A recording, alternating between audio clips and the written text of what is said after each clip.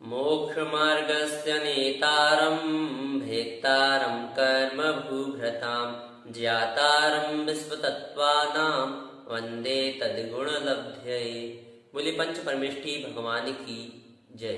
शांति विधाता श्री खजाठ शांतिनाथ भगवान की जय। द्वादशांग जिनवाणी माता की जय। ग्रंथादिदात श्री तत्वार्थ सूत्र जी की जय। आचार्य श्री उमा स्वामी जी महाराज की जय। आचार्य श्री विद्यासागर जी महाराज की जय।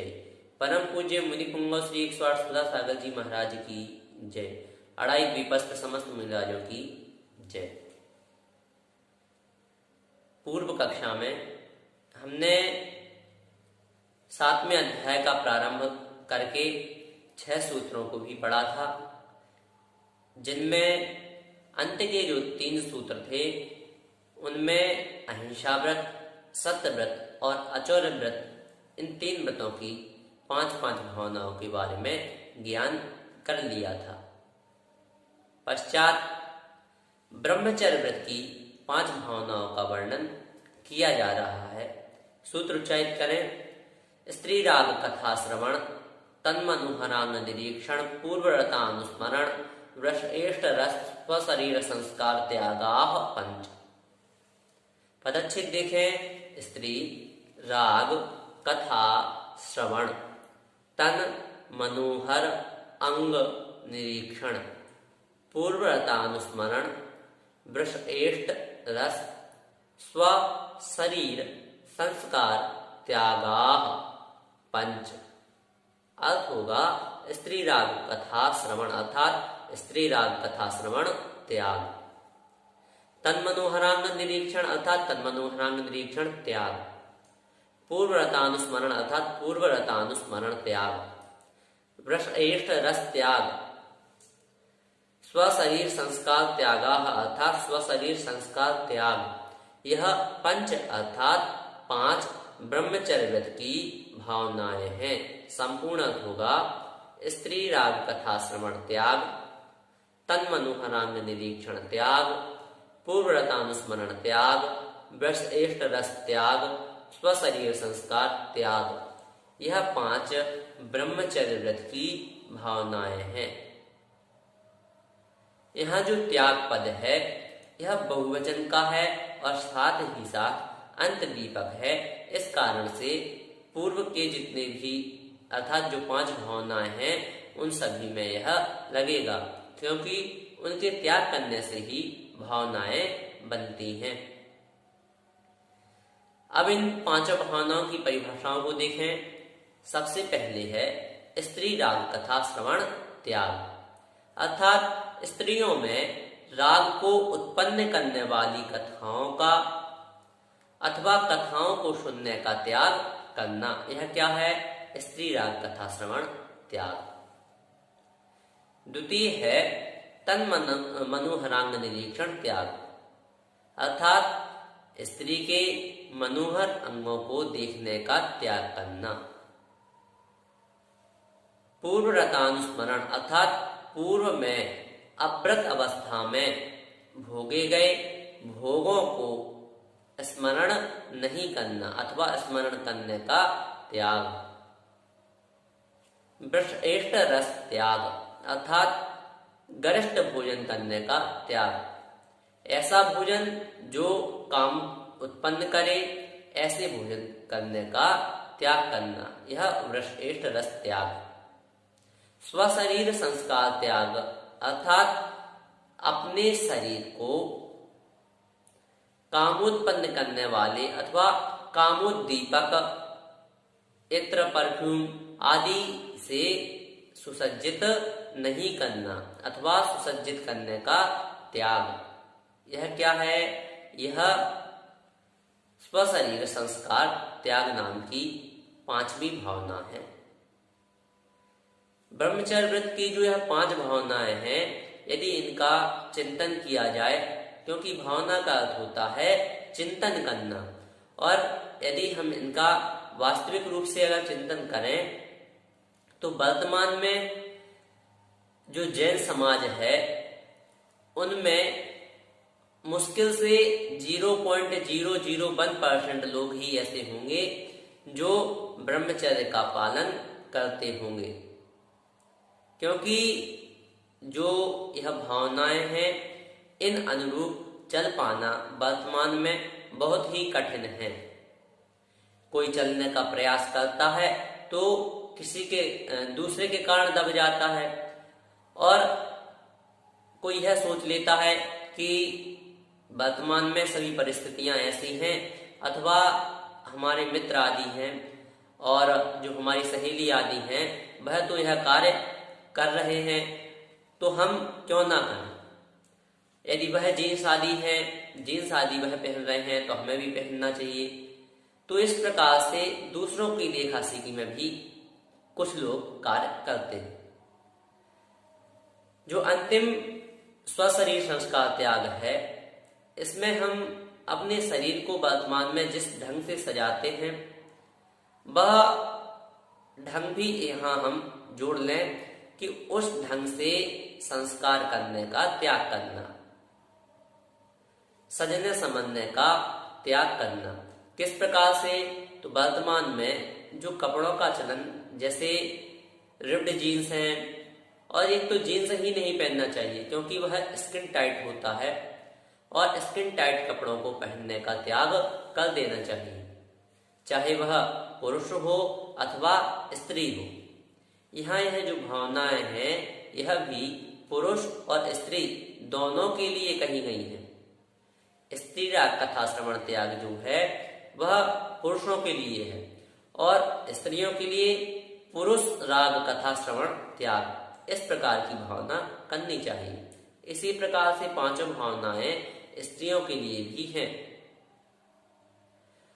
और हमें उन्हें समझकर अपने जीवन में धारण करना चाहिए, और भी इसका विस्तृत चिंतन करके अपने अनुसार जो मेकअप का सामान है आदि जो भी चीजें हैं, ऐसी साड़ियां हैं अथवा ऐसे पुरुषों के पास कपड़े हैं जो किन्हीं जीव आदि को मारकर बनाए जाते हों आदि, या अन्य प्रकार से किसी भी प्रकार का ऐसा साज सज्जा का सामान जो हमारी शारीरिक साज सज्जा में काम आता हो, उन चीजों का त्याग कर देना।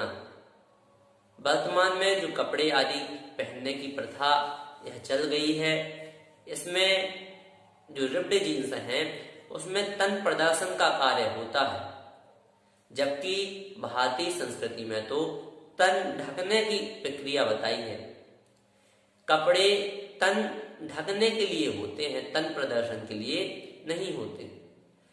आदि सब बातों का ध्यान करके आप स्वयं विचारवान हैं, विचारशील हैं, स्वयं विचार करके अपने अनुरूप आप किस प्रकार से, किस ढंग से ब्रह्मचर्य का पालन करते हैं, यह सोच समझकर करना चाहिए।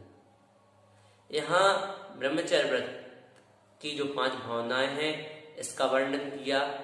पश्चात अपरिग्रह व्रत की 5 भावनाओं का वर्णन किया जा रहा है। सूत्र उच्चारित करें। मनोज्या मनोजेंद्रिय विषय रागत द्वेष वर्जनानि 5। पदच्छेद देखें। मनोज्य अमनोज्य इंद्रिय विषय राग द्वेष वर्जनानि 5। अर्थ होगा मनोज्य इंद्रिय विषय राग वर्जनानि, अर्थात 5 इंद्रियों के इष्ट विषयों में राग नहीं करना, और अमनोज्ञ इंद्रिय विषय द्वेष वर्जनानि, अर्थात अनिष्ट विषयों में द्वेष नहीं करना। यह अपरिग्रह व्रत की 5 अर्थात 5 भावनाएं हैं। संपूर्ण अर्थ होगा 5 इंद्रियों के इष्ट विषयों में राग नहीं करना और अनिष्ट विषयों में द्वेष नहीं करना। यह अपरिग्रह व्रत की 5 भावनाएं हैं। आप कहेंगे यह 5 कैसे हैं? क्योंकि मनोज्ञ और अमनोज्ञ यह 2 भेद के अनुसार तो 10 हो जाएंगे, तो ऐसा नहीं है। यहाँ हमें इस प्रकार से लगाना है। देखें, प्रथम भावना होगी स्पर्शन मनोज्ञ इंद्रिय विषय रागवर्जनानि, अमनोज्ञ इंद्रिय विषय द्वेष वर्जनानि। अर्थात स्पर्शन इंद्रिय के विषय में जो मनोज्ञ विषय है, इष्ट विषय है, उसमें राग का त्याग और अनिष्ट विषय में द्वेष का त्याग। इसी प्रकार से आगे भी लगा लेंगे। रसना मनोज्ञ इंद्रिय विषय राग वर्जनानि, अमनोज्ञ इंद्रिय विषय द्वेष वर्जनानि। घ्राण मनोज्ञ इंद्रिय विषय राग वर्जनानि, अमनोज्ञ इंद्रिय विषय द्वेष वर्जनानि। चक्षु मनोज्ञ इंद्रिय विषय राग वर्जनानि, अमनोज्ञ इंद्रिय विषय द्वेष वर्जनानि। कर्ण मनोज्ञ इंद्रिय विषय राग वर्जनानि, अमनोज्ञ इंद्रिय विषय द्वेष वर्जनानि। इस प्रकार से यहाँ यह जो 5 भावनाएं हैं, यह अपरिग्रहवत की भावनाएं कहीं। पश्चात यह जो 5 पाप हैं, इनको करने से होता क्या है, क्यों छोड़ें, तो इसको बताने के लिए आचार्य भगवंत अगला सूत्र कह रहे हैं। सूत्र उच्चारित करें। हिंसा दिस्बिहा मूत्रापाया वद्य दर्शनम। पदच्छेद देखें। हिंसा आदिषु इह अमूत्र अपाय अवद्य दर्शनम। अर्थ होगा हिंसा आदिषु अर्थात हिंसा आदि 5 पापों के होने से, यह अर्थात इस लोक में, अमूत्र अर्थात परलोक में, अपाय अर्थात सांसारिक और पारमार्थिक प्रयोजनों का बिगाड़, अवद्य अर्थात निंदा, दर्शनम अर्थात प्राप्ति होती है। संपूर्ण अर्थ होगा हिंसा आदि 5 पापों के होने से अथवा करने से इस लोक में तथा परलोक में सांसारिक और पारमार्थिक प्रयोजनों का बिगाड़ और निंदा की प्राप्ति होती है। यहाँ जो यह लोक और परलोक कहा गया, यह कोई 3 लोक वाला लोक नहीं है अथवा मनुष्य लोक वाला लोक नहीं है।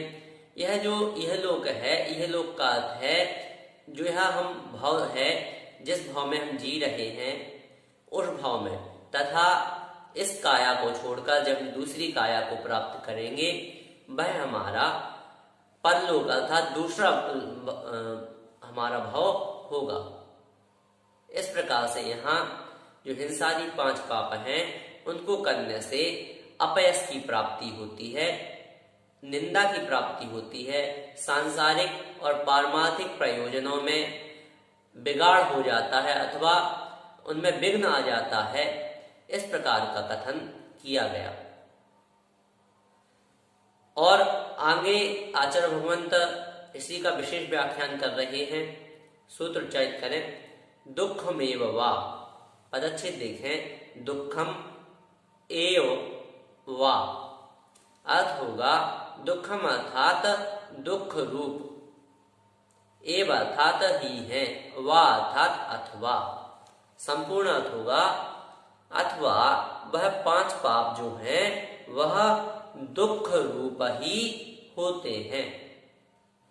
इस प्रकार आचार्य भगवंत ने यहाँ 5 पापों को दुख रूप ही बता दिया। पश्चात आचार्य भगवंत सम्यक दृष्टि किस प्रकार की भावनाएं करता है, उन भावनाओं का कथन कर रहे हैं। सूत्र उच्चारित करें। मैत्री प्रमोद कारुण्य माध्यस्थ्यानि च सत्व गुणाधिक क्लिश्यमाना विनयेषु। पदच्छेद देखें। मैत्री प्रमोद कारुण्य माध्यस्थ्यानि च सत्व गुण अधिक क्लिश्यमान अविनयेषु। पद अर्थ देखें। मैत्री अर्थात मैत्री, प्रमोद अर्थात प्रमोद हर्ष, कारुण्य अर्थात करुणा, माध्यस्थ्य अर्थात माध्यस्थ्य। यह भाव क्रमशः सत्व अर्थात प्राणी मात्र के प्रति, गुण अधिक अर्थात अधिक गुण वालों के प्रति, क्लिश्यमान अर्थात क्लिश्यमान के प्रति, च अर्थात और, अविनेयेषु अर्थात अविनेयों के प्रति करना चाहिए। संपूर्ण अर्थ होगा मैत्री, प्रमोद, करुणा, और माध्यस्थ। यह भाव क्रमशः प्राणी मात्र के प्रति, अधिक गुणवानों के प्रति, क्लिश्यमान के प्रति और अविनीय को प्रति करना चाहिए। इसे यह जो वार्ता है यह अन्य भी कई जगह आई है। जैसे जो भावना द्वादश सदी का है उसका प्रथम पद्य देखें। सत्वेषु मैत्रीम गुणसु प्रमोदम क्लिष्टेषु जीवेषु कृपा परत्वम माध्यस्थ भावम विपरीत वृत्तौ सदा ममात्मा विदधातु देव। इसी का हिंदी पद्यानुवाद जो सामायिक पाठ है। प्रेम भाव हो सब जीवों में, गुणी जनों में हर्ष प्रभु, करुणा स्रोत बहे दुखियों पर, दुर्जन में मध्यस्थ विभु। मेरी भावना जो है उसमें भी यह बात कही। इस प्रकार से अनेक जगह यह जो बात है कही गई है कि जो भावना है इस प्रकार से करना चाहिए, अर्थात जो मित्रता का भाव है, मैत्री का भाव है, वह प्राणी मात्र के प्रति करना चाहिए। जितने भी प्राणी हैं, चाहे वह मनुष्य हो, त्रयंच हो, देव हो, नारकी हो, सभी जीव जो हैं उनसे मित्रवत व्यवहार रखना चाहिए। पश्चात जो दूसरे प्रकार का व्यवहार है वह गुणीजनों से होता है। गुणीजन कौन है? तो जो हमसे अधिक गुण वाले हैं वह गुण श्रेष्ठ हैं, गुणीजन हैं। और उन गुणीजनों के प्रति किस प्रकार का भाव होना चाहिए? प्रमोद का भाव होना चाहिए, हर्ष का भाव होना चाहिए। जब भी हम उन्हें देखें तो हम अंदर से प्रफुल्लित हो जाएं, हर्षित हो जाएं। जैसे हम किन्हीं साधु महात्माओं को देखते हैं। जैसे अभी साधुओं का बिहार चल रहा है और इतनी कड़कड़ाटी ठंड, इतना घना कोहरा, और इस समय हम श्रावक जो हैं कपड़ों के ऊपर कपड़े के ऊपर कपड़ा पहनते हैं और गद्दे रजाई पल्लियों आदि में छिपे रहते हैं।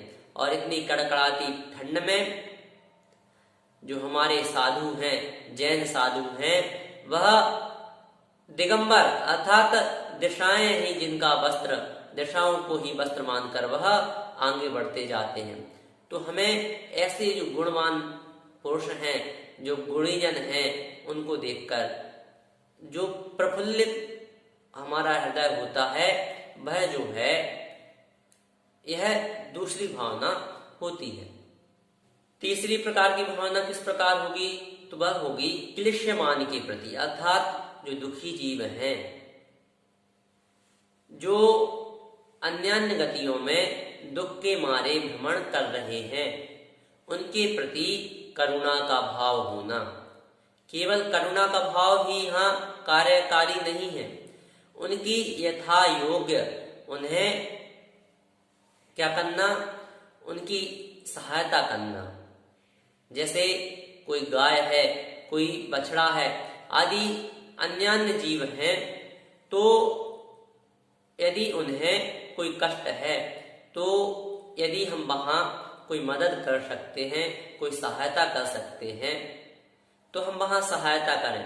केवल करुणा हम मन में प्रकट कर दें, यही कार्यकारी नहीं होगा। चौथी जो भावना सम्यक दृष्टि जीव भाता है वह भाता है माध्यस्थ की। वह किस प्रकार की जीवों के प्रति भाता है? तो जो जीव अविनीय हैं, जो हमारे विचारों से मेल नहीं खाते हैं, ऐसे जो जीव हैं उनके प्रति माध्यस्थता का भाव सम्यक दृष्टि जीव रखता है। अर्थात वह किसी से बैर नहीं रखता, द्वेष नहीं करता। वह मैत्री, प्रमोद, करुणा और माध्यस्थ, यह चार प्रकार के भाव, भावना, विचार रखता है। इसके अलावा सम्यक दृष्टि जीव के कोई विचार नहीं होते।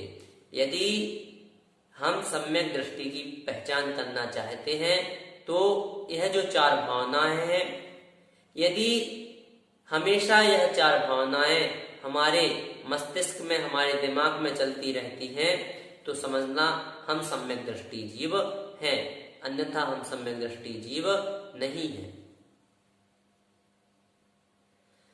पश्चात आचार्य भगवंत अगला सूत्र कह रहे हैं, सूत्र उच्चारित करें, जगत काय स्वभाव वा संवेग वैराग्यार्थम।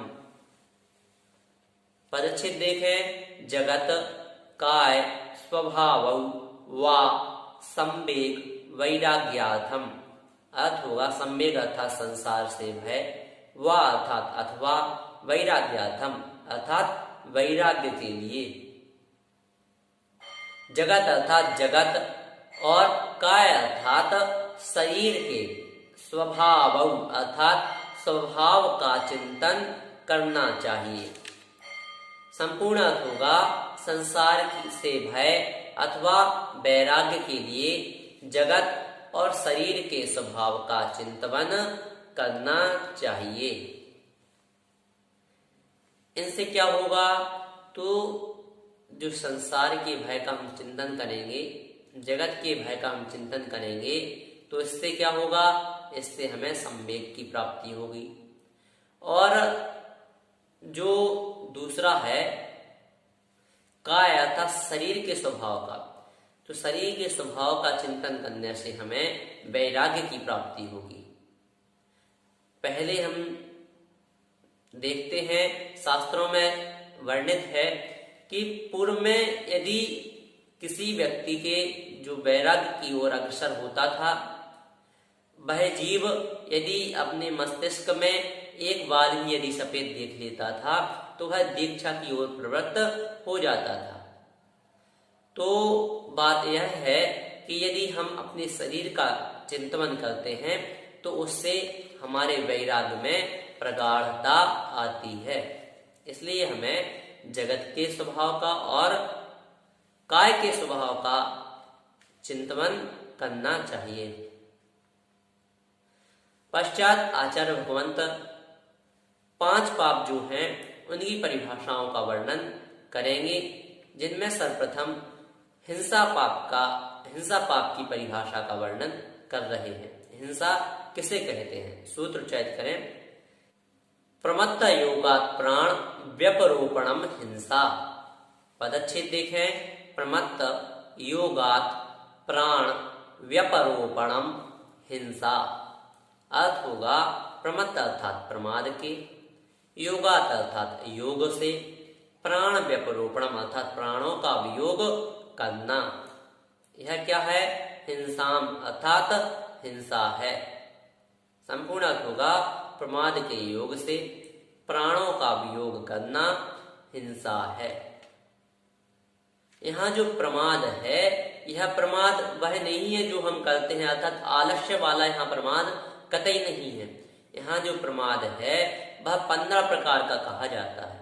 वे कौन है, तो 4 तो होती हैं विकथा,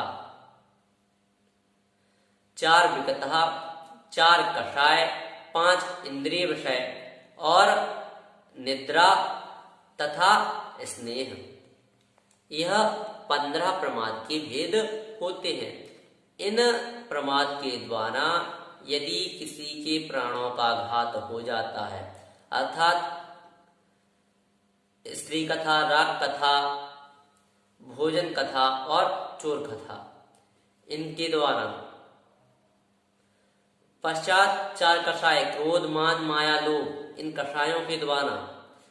5 इंद्रिय विषय, अर्थात इंद्रियों में भी जो विषय हैं उन विषयों के द्वारा यदि किसी के प्राणों का घात होता है। निद्रा, सोते समय, स्नेह, इन 15 प्रमादों के द्वारा यदि किसी के प्राणों का घात होता है तो वह जो है हिंसा की श्रेणी में आता है। इस प्रकार से यहाँ हिंसा पाप का लक्षण कहा गया। पश्चात आगे के सूत्रों में और पापों का वर्णन आएगा। आज हमने 7 सूत्रों को पढ़ा। स्त्री राग कथा श्रवण, तन मनोहरांग निरीक्षण, पूर्वरतानुस्मरण, वृष एष्ट रस स्वशरीर संस्कार त्यागाः 5, मनोज्ञा मनोज्ञेन्द्रिय विषय राग द्वेष वर्जनानि 5, हिंसादिषु मुत्रापाया वद्य दर्शनम, दुःखमेव वा, मैत्री प्रमोद कारुण्य माध्यस्थ्यानि च सत्वगुणादि क्लिश्यमाना विनयेषु, जगत काय स्वभावो वा सम्यक् वैराग्यार्थम, प्रमत्त योगात् प्राण व्यपरोपणम हिंसा। इस प्रकार से आज हमने जो सर्वप्रथम 2 सूत्र पढ़े उनमें ब्रह्मचर्य व्रत और अपरिग्रह व्रत की भावनाओं को, पश्चात जगत के स्वभाव को, सम्यक दृष्टि जीव के जो भावनाएं हैं उन भावनाओं को, और जो 5 पाप हैं वह क्यों नहीं करना चाहिए, वह किस रूप है, और अंत में हिंसा पाप के लक्षण को जाना। यदि आपकी इस संदर्भ में कोई जिज्ञासा है तो आप हमें YouTube चैनल पर कमेंट के माध्यम से बता सकते हैं, अथवा हमारे व्हाट्सएप नंबर पर भी आप अपनी जिज्ञासाएं भेज सकते हैं। जय जिनेंद्र।